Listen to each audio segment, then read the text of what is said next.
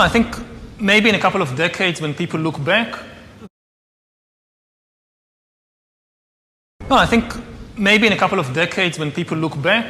the thing they will remember from the COVID crisis is this is the moment when everything went digital.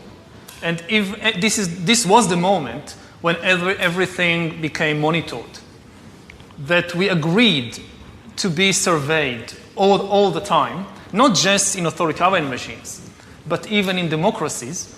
And maybe most importantly at all, this was the moment when surveillance started going under the skin. Because really we haven't seen anything yet. I think that the big process that's happening right now in the world is hacking human beings, the ability to hack humans, to understand deeply what's happening within you, what makes you go.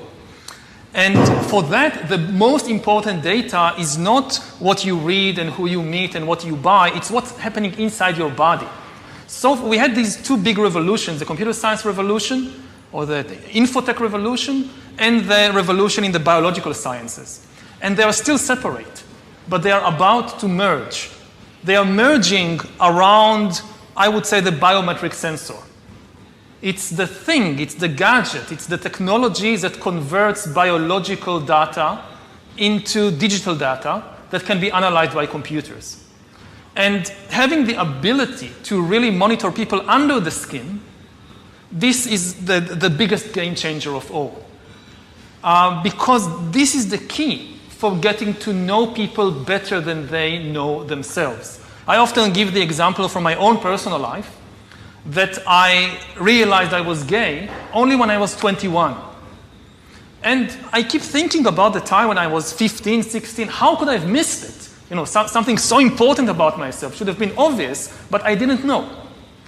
Now, today, or in 5 or 10 years, any algorithm of Microsoft or Amazon or the government would be able to know such a thing when I'm 12 or 13, just by monitoring what's happening in my body, what's happening to my eyes when let's say I see a boy and a girl walking on the beach.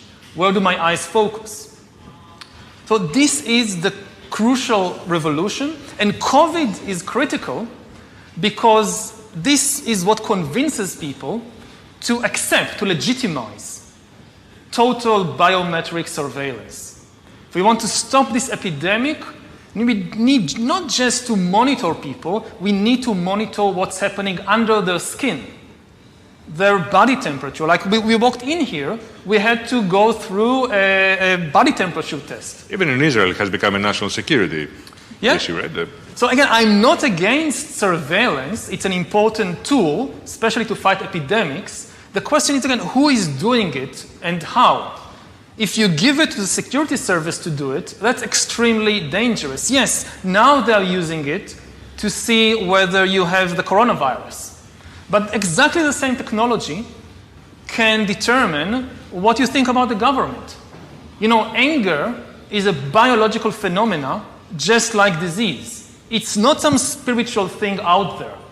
It's a biological pattern in your body. With this kind of surveillance, I mean, you watch the big president, the big leader, gives a speech on television. The television could be monitoring you and knowing whether you're angry or not, just by analyzing the cues, the biological cues coming from your body. So, you know, people are now watching us online, all over the world, this conversation. Now, maybe even right now, the people who are watching us are being watched and analyzed. And, you know, the thing is, it's not just you're now watching this. The thing is, we know that you're watching this, and we also know how you feel. Are you angry about what you hear? Are you frightened? Are you bored? This is the kind of power that Stalin didn't have. You know, when Stalin gave a speech, everybody, of course, clapped their hand and smiled. Now, how do you know what they really think about Stalin? It's very difficult. You can't have a KGB agent following everybody all the time. Even if you do it, he's just watching your outside behavior. He doesn't really know what's happening in your mind. But in 10 years, the future Stalins of the 21st century, they could be watching the minds, the brains of all the population all the time, and also they will have the computing power to analyze all that.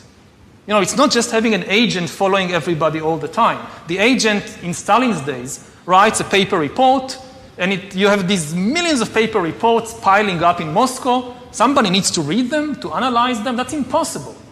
Now you don't need human agents. You don't need human analyzers. You just have a lot of sensors and an AI which analyzes it, and that's it. You have the worst totalitarian regime in history.